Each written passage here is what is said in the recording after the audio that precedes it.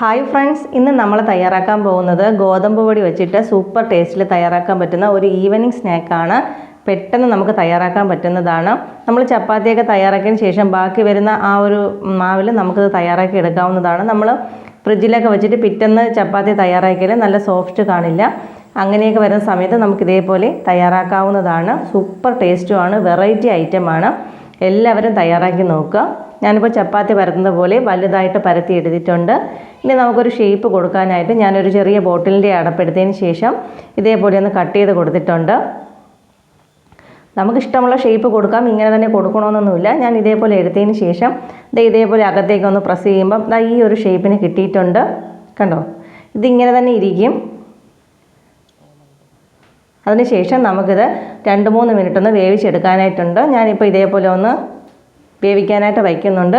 2-3 മിനിറ്റിനകത്ത് ഇത് വെന്ത് കിട്ടും. ഒരുപാട് വെന്ത് ഉടഞ്ഞു പോകേണ്ട ആവശ്യമില്ല, പെട്ടെന്ന് തന്നെ വെന്ത് കിട്ടുന്നതാണ്.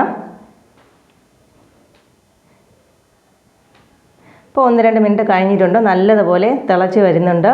ഇനി നമുക്ക് ഒരു അരിപ്പയിലേക്ക് ഊറ്റി മാറ്റി വയ്ക്കാം. ഈ വെള്ളം നമുക്ക് കളയാം. ഇനി നമുക്ക് വേണ്ടത് 2 സവാളയാണ്. ചെറുതായിട്ട് അരിഞ്ഞു വെച്ചിരിക്കുന്ന 2 സവാള ഒരു പാനിലേക്ക് 2 ടേബിൾ സ്പൂൺ വെളിച്ചെണ്ണ ഒഴിച്ചു കൊടുത്തതിന് ശേഷം നമ്മൾ കട്ട് ചെയ്ത് വെച്ചിരിക്കുന്ന സവാള വഴറ്റിയെടുക്കാം. ഇനി ഇതിലേക്ക് നമുക്ക് എരിവിനാവശ്യമായ പച്ചമുളക് ചേർത്ത് കൊടുക്കാം. പച്ചമുളക്, ചെറിയൊരു കഷ്ണം ഇഞ്ചി, വെളുത്തുള്ളിയും ചേർത്ത് കൊടുക്കാം. എരിവൊക്കെ നമ്മുടെ ഇഷ്ടത്തിനനുസരിച്ച് ചേർത്ത് കൊടുക്കാവുന്നതാണ്. ഇനി നമ്മൾ മുളക് പൊടി ചേർക്കുന്നുണ്ട്. നിങ്ങളുടെ ഇഷ്ടത്തിനനുസരിച്ച് എരിവ് ചേർത്ത് കൊടുക്കാം. ഞാനിപ്പോൾ 1/2 ടേബിൾ സ്പൂൺ മുളക് പൊടി ചേർത്തിട്ടുണ്ട്. ഉപ്പും ചേർത്ത് കൊടുത്തിട്ടുണ്ട്. ഇനി ഇതിലേക്ക് ചേർത്തത് ടൊമാറ്റോ സോസാണ്.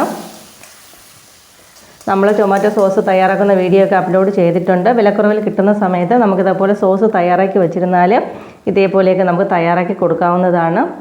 ഇനി ഇതിലേക്ക് ചേർത്തത് സോയാ സോസാണ്. 1 ടീസ്പൂണാണ് ചേർത്തിട്ടുള്ളത്. ഇത് ചേർക്കണമെന്ന് നിർബന്ധമില്ല. ഇത് ചേർത്താൽ കുറച്ചുകൂടെ ടേസ്റ്റി ആയിരിക്കും.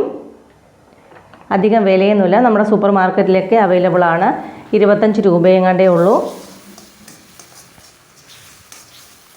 രണ്ടും കൂടി ചേർത്ത് നല്ലതുപോലെ മിക്സ് ചെയ്ത് നോക്കുക. ഉപ്പ് ചെക്ക് ചെയ്ത് നോക്കുക. ഉപ്പ് കുറവാണെങ്കിൽ ചേർത്ത് കൊടുക്കുക. നമ്മൾ മാവിലും ഉപ്പ് ചേർത്തിട്ടുണ്ടായിരുന്നു. ഇനി നമുക്ക് ഫ്ലെയിം അങ്ങ് ഓഫാക്കി കൊടുക്കാം. ഓൾറെഡി നമ്മുടെ ഈ ഗോതമ്പ് വെന്തിട്ടുള്ളതാണ്. ഇനി നമുക്കിതിലേക്ക് മല്ലിയിലയും പുതിനയിലയും കൂടെ ചേർത്ത് നല്ലതുപോലെ ഇതൊന്ന് മിക്സ് ചെയ്തെടുക്കുക.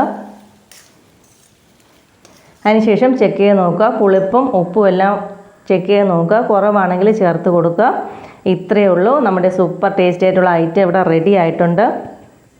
സോസും കൂട്ടി കഴിക്കാനായിട്ട് സൂപ്പറാണ്. കുട്ടികൾക്ക് എല്ലാവർക്കും ഇഷ്ടപ്പെടും. നിങ്ങളെല്ലാവരും തയ്യാറാക്കി നോക്കുക. വീഡിയോ ഇഷ്ടമായി ലൈക്ക് ചെയ്യാനും കമൻറ്റ് ചെയ്യാനും ഷെയർ ചെയ്യാനും ഒന്നും മറക്കരുത്. അപ്പോൾ ഇതിലും നല്ലൊരു വീഡിയോയുമായി അടുത്ത കാണുന്നവരേക്കും എല്ലാ കൂട്ടുകാർക്കും ബൈ.